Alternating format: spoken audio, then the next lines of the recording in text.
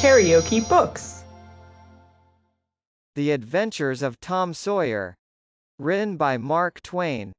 Introduction by Daniel Pratt. Illustrations by Vladimir Makovski. Chapter 19. Tom arrived at home in a dreary mood, and the first thing his aunt said to him showed him that he had brought his sorrows to an unpromising market. "Tom, I've a notion to skin you alive." "Auntie, what have I done?" "Well, you've done enough. Here I go over to Sarony Harper, like an old softy, expecting I'm going to make her believe all that rubbish about that dream, when lo and behold she'd found out from Joe that you was over here and heard all the talk we had that night. Tom, I don't know what is to become of a boy that will act like that. It makes me feel so bad to think you could let me go to Sarony Harper and make such a fool of myself and never say a word." This was a new aspect of the thing. His smartness of the morning had seemed to Tom a good joke before, and very ingenious. It merely looked mean and shabby now. He hung his head and could not think of anything to say for a moment. Then he said, "Auntie, I wish I hadn't done it, but I didn't think." "Oh, child, you never think. You never think of anything but your own selfishness. You could think to come all the way over here from Jackson's Island in the night to laugh at our troubles, and you could think to fool me with a lie about a dream, but you couldn't ever think to pity us and save us from sorrow. Auntie, I know now it was mean, but I didn't mean to be mean. I didn't, honest. And besides, I didn't come over here to laugh at you that night. What did you come for, then?" "It was to tell you not to be uneasy about us, because we hadn't got drowned.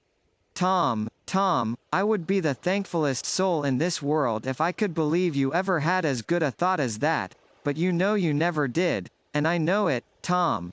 Indeed I did, Auntie. I wish I may never stir if I didn't." "Oh, Tom, don't lie. Don't do it. It only makes things 100 times worse." "It ain't a lie, Auntie, it's the truth. I wanted to keep you from grieving, that was all that made me come. I'd give the whole world to believe that. It would cover up a power of sins, Tom. I'd most be glad you'd run off and acted so bad. But it ain't reasonable, because, why didn't you tell me, child?" "Why, you see, when you got to talking about the funeral, I just got all full of the idea of our coming and hiding in the church, and I couldn't somehow bear to spoil it. So I just put the bark back in my pocket and kept mum." "What bark?" "The bark I had wrote on to tell you we'd gone pirating. I wish, now, you'd waked up when I kissed you. I do, honest." The hard lines in his aunt's face relaxed and a sudden tenderness dawned in her eyes. "Did you kiss me, Tom?" "Why, yes, I did." "Are you sure you did, Tom?" "Why, yes, I did, Auntie, certain sure." "What did you kiss me for, Tom?" "Because I loved you so, and you laid there moaning and I was so sorry." The words sounded like truth. The old lady could not hide a tremor in her voice when she said, "Kiss me again, Tom. And be off with you to school, now, and don't bother me any more." The moment he was gone, she ran to a closet and got out the ruin of a jacket which Tom had gone pirating in. Then she stopped, with it in her hand, and said to herself, "No, I don't dare. Poor boy, I reckon he's lied about it, but it's a blessed lie. There's such a comfort come from it. I know the Lord will forgive him, because it was such good-heartedness in him to tell it. But I don't want to find out it's a lie. I won't look." She put the jacket away, and stood by musing a minute.